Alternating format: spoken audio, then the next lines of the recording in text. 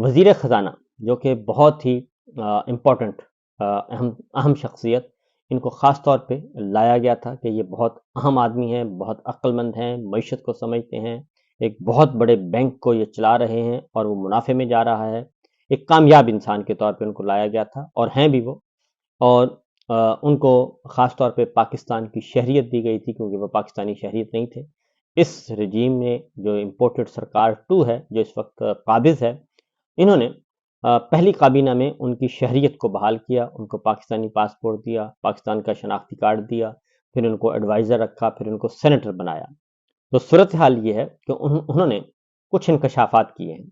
اور انکشافات یہ کیے ہیں کہ کوئی بھی ملک اب ہمیں قرضہ دینے کے لیے تیار نہیں ہے، اور نہ ہی کوئی بھی ملک ہمیں جو قرضہ دیا ہے اس کو ری شیڈول کرنے کے لیے تیار ہے۔ اور ہمیں قرضہ کس نے دیا ہے؟ وہ چائنا نے دیا ہوا ہے، سعودی عرب نے دیا ہوا ہے، یو اے ای نے دیا ہے۔ یہ ہمارے خاص دوست ممالک ہیں، برادر ملک ہیں، جو کہ ہمیں مشکل وقت میں انہوں نے کچھ پیسے دیے، اور یہ جو زر مبادلہ کے ذخائر اسٹیٹ بینک میں پڑے ہیں، جن کے بارے میں کہا جاتا ہے کہ جو زر مبادلہ کے ذخائر بڑھ گئے، وہ سارے کے سارے قرضوں کے ہیں، اور کچھ چائنا نے رکھے ہوئے ہیں، کچھ سعودی عرب نے، کچھ یو اے ای نے، کہ آپ ان کو رکھ لیں لیکن آپ استعمال نہیں کر سکتے، اور یہ کمرشل لون ہیں، کمرشل قرضے ہیں۔ تو اس کے بارے میں اب وزیر خزانہ نے کہا ہے کہ جناب تمام کے تمام ممالک جو ہیں وہ اب انکار کر چکے ہیں، اور اب وہ کہتے ہیں کہ ہم نے نہ ہی یہ قرض جو ہے ری شیڈول کرنا ہے، اور نہ ہی ہم نے ان کو آگے بڑھانا ہے، یعنی کہ وہ واپسی کا تقاضا کر رہے ہیں۔ اور اس کے ساتھ ساتھ ہمارا جو آئی ایم ایف کا پروگرام ہے، اگر یہ قرض ری شیڈول نہیں ہوتے اور یہ ہمیں ملک یہ سہولت نہیں دیتے تو پھر آئی ایم ایف کا پروگرام بھی متاثر ہو سکتا ہے۔ دوسری جانب آئی ایم ایف کے پروگرام کو جاری رکھنے کے لیے ہمیں بہت سارے ٹیکس بلکہ منی بجٹ لانا پڑے گا، اور نیا بجٹ آئے گا اور اس کو منظور کروایا جائے گا، اور اس کے ساتھ ہی ان کے بارے میں بھی وہ کہتے ہیں وزیر خزانہ کہ کوئی ملک اپنے قرض کی واپسی کے لیے ہمیں مہلت دینے کو تیار نہیں ہے، اور کوئی ملک کچھ عرصے کے لیے ہمارے اکاؤنٹس میں پیسے رکھوانے کے لیے بھی تیار نہیں ہے، اور مانگے تانگے کے ریزروز بھی اس قابل نہیں کہ ہم 90 دن تک امپورٹس کر سکیں، یعنی کہ ہمارے پاس 3 مہینے سے زیادہ کا امپورٹ بل ادا کرنے کے لیے ہمارے پاس پیسے نہیں ہیں، سخت نہیں ہیں۔ باقی سرمایہ کاری تو سب جانتے ہیں کہ 50 سالہ تاریخ کی کم ترین سطح پر اس وقت چل رہی ہے، اور یہ فارم 47 کی یہ حکومت کے نتائج ہیں، جو کہ بڑی خوشی سے، بڑے زور سے اور طاقت کے نشے میں بدمست اس کو مسلط کیا ہوا ہے، اس کو مکمل طور پہ سپورٹ کیا ہوا ہے، اور اس کا پیچھا نہیں، جان نہیں چھوڑی جا رہی، اور اس کے بدلے میں اس فسطائیت شدہ نظام اور اس جعلی نظام کو قائم کرنے کے لیے پاکستانیوں کی زندگی اجیرن کی ہوئی ہے۔ نہ ہی پاکستان کے بنیادی حقوق پاکستانی شہریوں کو حاصل ہیں، شہری حقوق ان کو حاصل نہیں، سیاسی آزادیاں ان کو حاصل نہیں، صحافتی آزادیاں ان کو حاصل نہیں، جج ہمارے آزاد نہیں، عدلیہ ہماری آزاد نہیں، یہ سب کچھ کیا جا رہا ہے۔ اور اب وزیر خزانہ اورنگزیب صاحب نے کہا ہے کہ جناب آپ اپنا بندوبست کر لیں، اور اب ہم مزید ٹیکس بھی نہیں لگا سکتے کیونکہ پاکستان کے عوام میں مزید ٹیکس لگانے کی بھی گنجائش نہیں ہے۔ یہ ایک اہم ترین بات ہے۔ اچھا، اب کر کیا رہے ہیں؟ اب چائنا جو ہے وزیر خزانہ کے بعد اب ڈار صاحب پہنچے ہوئے ہیں جناب سعودی عرب میں، ان کی منت سماجت کرنے کے لیے۔ شہباز شریف صاحب ایک وزٹ کر چکے ہیں، دوسرے کے لیے وہ تیار ہیں، 11 تاریخ کو جانا ہے۔ اس دوران آرمی چیف عاصم منیر صاحب وزٹ کر چکے ہیں، چونکہ وہ SIFC کے سربراہ ہیں، اور یہ سب کچھ اور یہ کر رہے ہیں کیونکہ وہ معیشت کی جو ڈرائیونگ سیٹ ہے اس پہ جناب آرمی چیف بیٹھے ہیں۔ اس کے ساتھ ساتھ چائنا کی بھی منت سماجت کی جا رہی ہے، اور چائنا میں زرداری صاحب نے جانا تھا، ان کے پاؤں میں موچ آ گئی، یا پھر موچ لائی گئی، یا پھر کچھ پریشر آیا، وہ چائنا کا وزٹ منسوخ کیا گیا۔ چائنا نے کروایا یا پاکستان نے کیا، اس کا ابھی تک ہم کچھ کہہ نہیں سکتے، ہے خبر ہمارے پاس کہ یہ وزٹ کیسے کینسل ہوا، لیکن ظاہر ہے جگ ہنسائی ہے اور تو کچھ بھی نہیں ہے۔ ہمارے عزیز ترین دوست جو ہیں، عزیز ترین اسٹریٹجک پارٹنر چائنا، جو سب سے زیادہ انویسٹمنٹ کر رہا ہے پاکستان میں، سرمایہ کاری کر رہا ہے سی پیک کی صورت میں مختلف پروجیکٹس ہیں، تو وہ بھی ہم سے ناراض ہے۔ تو یہ اس وقت کے معاملات ہیں جو کہ اس وقت چل رہے ہیں۔ اب آتے ہیں ذرا، ہمارا جو ٹیکس اکٹھا کرنے کا ٹارگٹ ہے وہ پورا نہیں ہو رہا۔ اور 100 ارب روپے کا شارٹ فال جو ہے وہ اس سے زیادہ کا ہے، 100 ارب روپے سے زیادہ کا شارٹ فال ہے،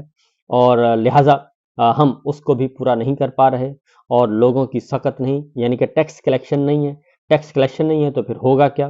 اس کے ساتھ ساتھ ہو کیا رہا ہے اس یہ ساری رجیم کو؟ جناب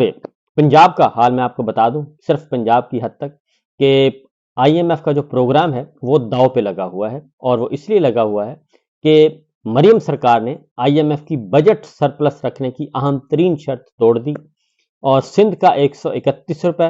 اور پختونخوا کا 103 ارب، بلوچستان کا 85 ارب روپے کا سرپلس، اور صرف پنجاب کا 160 ارب روپے کا خسارہ، وزارت خزانہ کی یہ سماہی رپورٹ ہے، یعنی 160 ارب صرف پنجاب کا خسارہ ہے، اور یہ سارے کے سارے ہمارے آپ کے جو ہیں نہیں ہیں، سخت نہیں ہیں۔ تو یہ سچویشن اس وقت چل رہی ہے، اور مریم سرکار سب سے اوپر ہیں، اور مریم سرکار کر کیا رہی ہیں یہ بھی ذرا سن لیں۔ اپنے اسپیشل چارٹر طیارے کے ذریعے وہ جاتی ہیں تنے تنہا سوئٹزرلینڈ، جنیوا، وہاں پہ ان کے والد محترم پہلے سے موجود ہیں، اور وہ ایک ویڈیو بھی آ چکی ہے، اور کہا جاتا ہے کہ جی گلے کا علاج کروانے کے لیے گئی ہیں، اور گلے کا علاج جنیوا میں ہو رہا ہے۔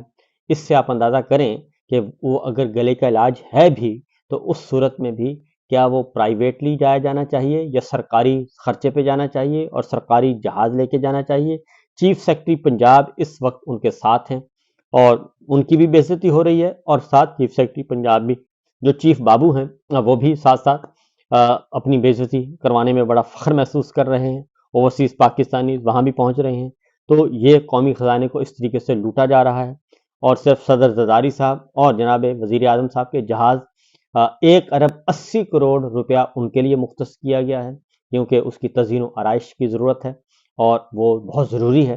تو یہ تو ہمارے حالات و واقعات ہیں، تو یہ ہماری معاشی ترجیحات ہیں۔ اب آتے ہیں ذرا ان معاشی ترجیحات کے ہمارے ادارے کیا کر رہے ہیں۔ ہمارا ادارے یہ کیا کر رہے ہیں کہ ڈسٹرکٹ انٹیلیجنس کمیٹی ہوتی ہے،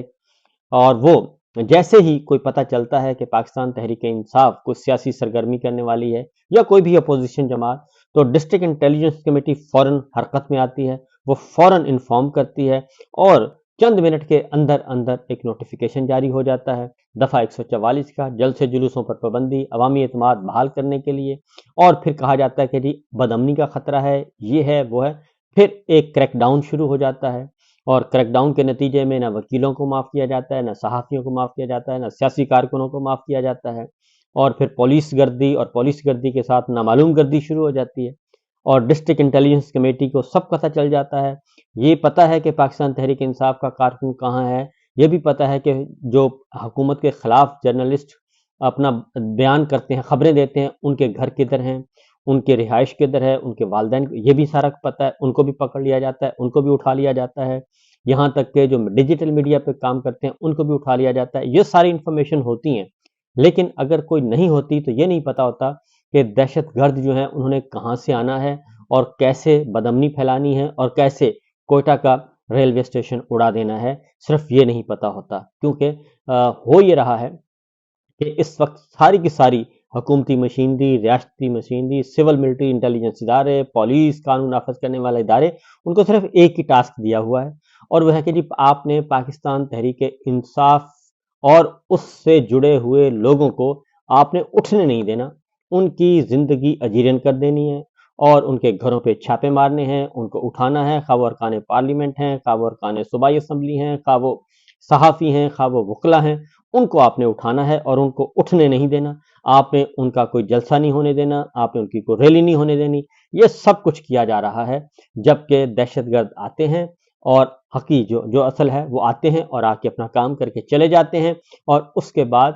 پھر ہم ان کے جنازے پڑھتے ہیں، اور جنازے پڑھنے کے لیے، اور ہمارا صورتحال کیا ہے اس وقت، جو وزیر خارجہ ہیں وہ اکاؤنٹنٹ ہیں، اور جو وزیر داخلہ ہیں وہ پی سی بی کے پارٹ ٹائم چیئرمین بھی ہیں، اور جناب وہ صحافی بھی ہیں، وہ سینیٹر بھی ہیں، وہ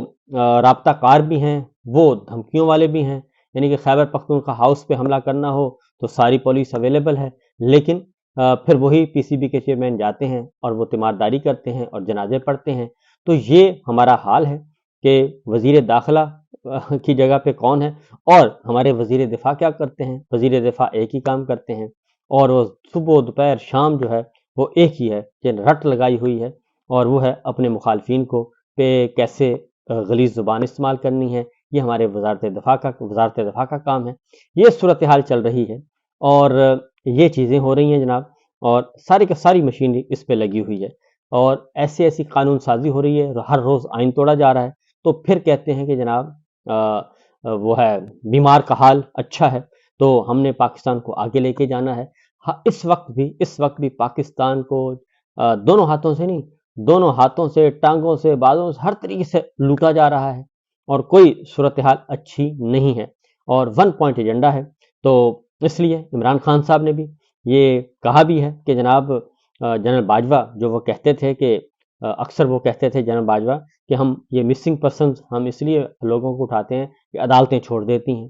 اور وزیر اعلیٰ بلوچستان نے بھی ایک مرتبہ اس بات کی نشاندہی کی کہ مسنگ پرسن جیسے اقدامات سے فوج کے خلاف نفرت جنم لیتی ہے، جو جبر و فسطائیت تحریک انصاف کے سپورٹرز اور رہنماؤں کے خلاف بپا کی جا رہی ہے، اس سے پورے ادارے کے خلاف نفرت ہر روز بڑھ رہی ہے۔ یہ عمران خان کہہ رہے ہیں، اور عمران خان صاحب نے یہ بھی کہا کہ فوج کسی ایک شخص یا پارٹی کی نہیں بلکہ پورے پاکستان کی ہے۔ فوج ہمارا قومی اثاثہ ہے، اور ایک پارٹی اور ایک شخص کے 10 سال کے اقتدار کے منصوبے کو تحفظ دینے کے لیے پوری فوج کو بدنام کیا جا رہا ہے۔ اس طرح عوام اور فوج کو ایک دوسرے کے سامنے لایا جا رہا ہے، اور یہ بات حقیقت ہے کہ اس وقت فوج کو ایک خاندان کا غلام بنانے کے لیے سر دھڑ کی بازی لگائی جا رہی ہے کہ ایک خاندان کا اس کو غلام بنا دیا جائے، تابع دار بنا دیا جائے،